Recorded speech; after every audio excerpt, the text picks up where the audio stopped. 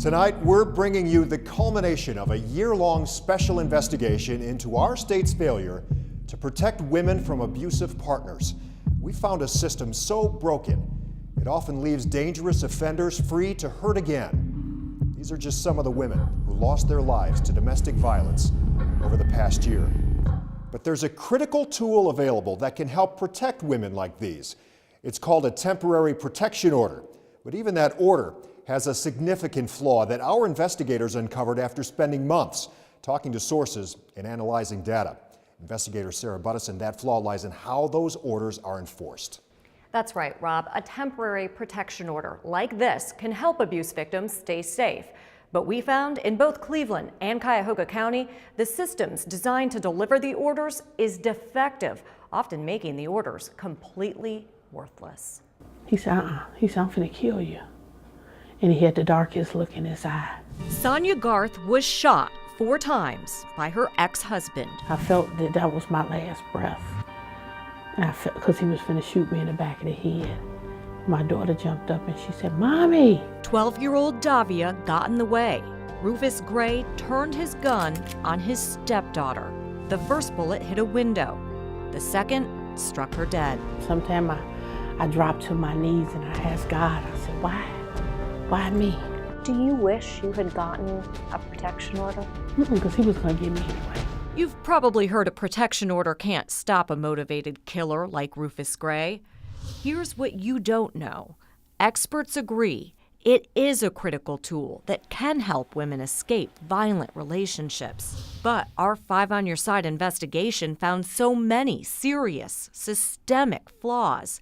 In Northeast Ohio, the orders are often not worth the paper they're printed on. It's almost like it doesn't exist. He's on probation to me for domestic violence, right. From the bench inside her Cleveland courtroom, And he's not in compliance, so the judge is not happy. Judge Michelle Early tries to monitor abusers' every move. So you're telling me the very thing that allowed you to be placed on probation, you were late for? And I believe that there's always more that can be done. But we found many of the temporary protection orders issued by Early and other Cleveland judges were never served. More than 100 over the last 14 months. Yeah, that's bad. The reason? We found the city of Cleveland doesn't bother to assign anyone to track down the abusers. How serious is this flaw? I think it's very serious. Why? The Supreme Court says protection orders have to be served in person before they can be enforced. So until it's in an abuser's hands, it is just a piece of paper. What we've said in essence to the person requesting a protection order is we can't help you. Definitely a threat to kill an intimate partner happens in almost all the cases that we see. In Cuyahoga County, there is a process for service, but we found significant flaws. A simple sentence like, I will kill you, that should be taken seriously. Monica Christofferson helps abuse victims get the orders from Domestic Relations Court. After they're stamped by a clerk, they're sent to the Sheriff's Department, where deputies attempt to serve them. You're supposed to try to serve them by the end of the day. Yes, you're supposed to try to serve them by the end of the day. How often does that happen? Never. Should you make this a higher priority?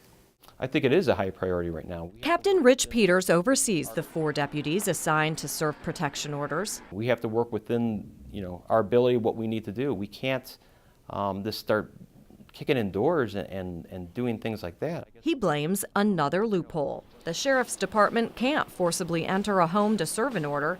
Abusers can simply hide behind a locked door. But what about those 4 deputies? Wouldn't it help to have more people?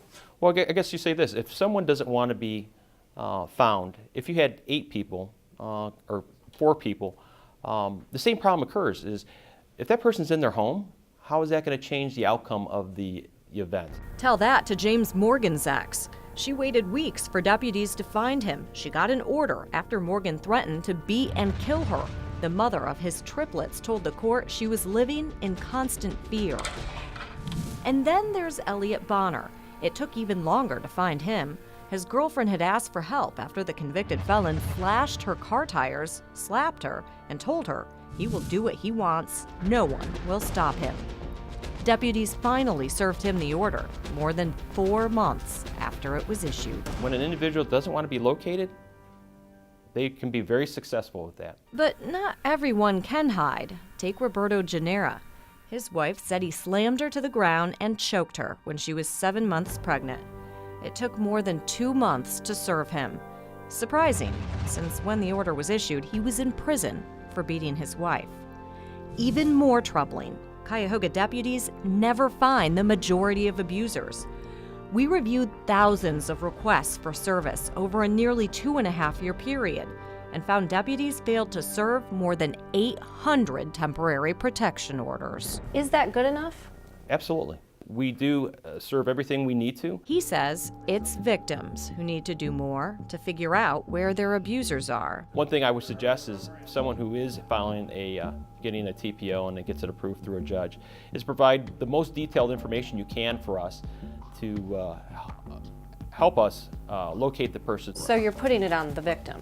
No, not at all. The system is messed up. Over the years of their tumultuous relationship, Sonia says Rufus Gray would just ignore orders to stay away from her. First thing they'll say, oh, I didn't get nothing. I didn't know I had this on me. Now sentenced to life in prison, she is finally free from his grasp. Anything with the angels. For every moment that my heart aches for, I have to get something. She finally lives without fear. I miss her.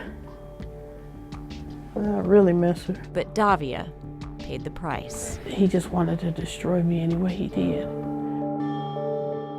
In spite of those serious flaws, experts say domestic violence victims should still seek temporary protection orders.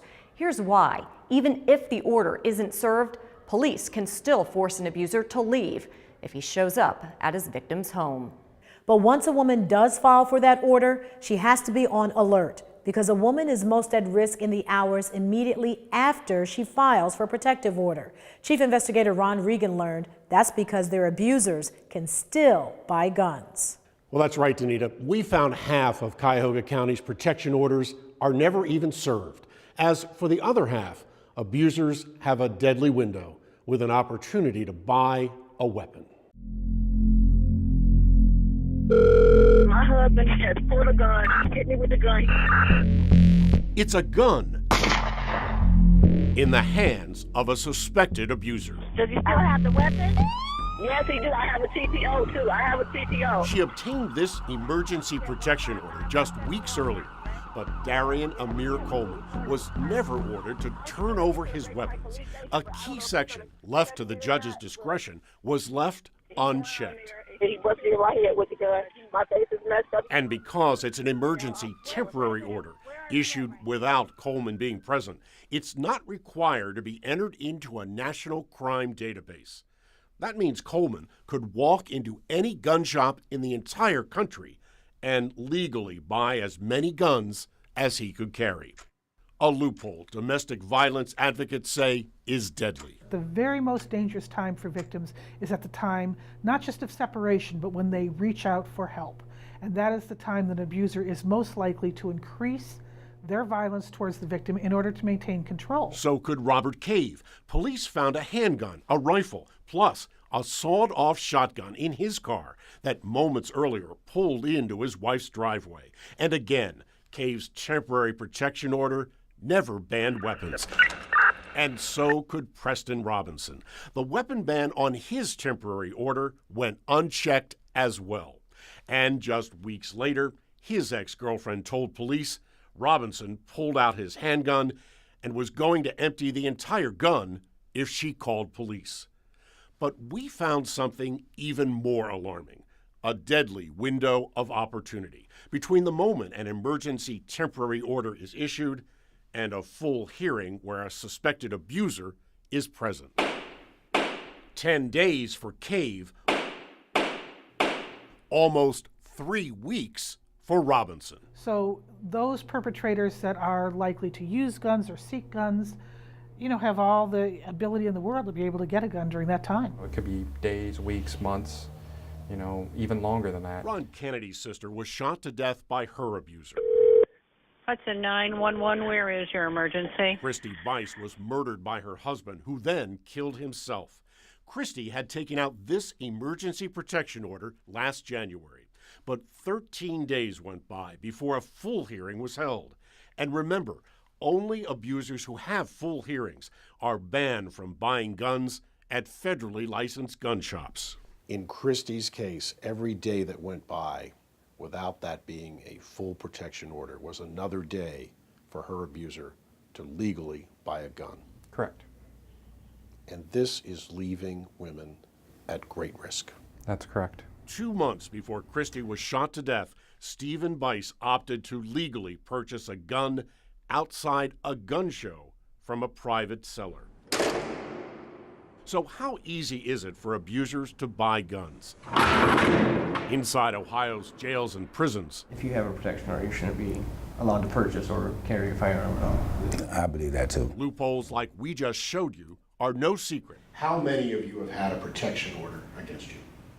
These men are all serving time for domestic violence. And if you can't control your anger, if you can't control your anger, that can be. You're thinking she just put me in jail and I'm You gonna come know, back and I'm gonna you get feel my betrayed. anger. You want to get even, you're angry. All take responsibility and are talking openly to expose loopholes and protect potential victims. And at the heat of the moment of an argument, you end up shooting her and anybody else around. And how easy would it be, honestly, to get a gun? How easy would it be? It would be so easy. I mean, Easy and all that? if you don't have a felony, like you said, you can just walk into a gun store and buy one over the counter. Even so, when it comes to outlawing gun sales as soon as an emergency protection order is issued, the National Rifle Association argues the rights of suspected abusers trump the rights of potential victims. These temporary restraining orders are based simply on a brief statement by an accuser. So the individual accused who's in jeopardy of losing their Second Amendment right to keep and bear arms, they don't have an opportunity to go to the judge or to tell their side of the story. And we're very concerned about that. A life lost, a family shattered. An accused abuser murdered the mother of his twins after she obtained a protective order against him. If there was a database that had all these protection orders in, would things be different?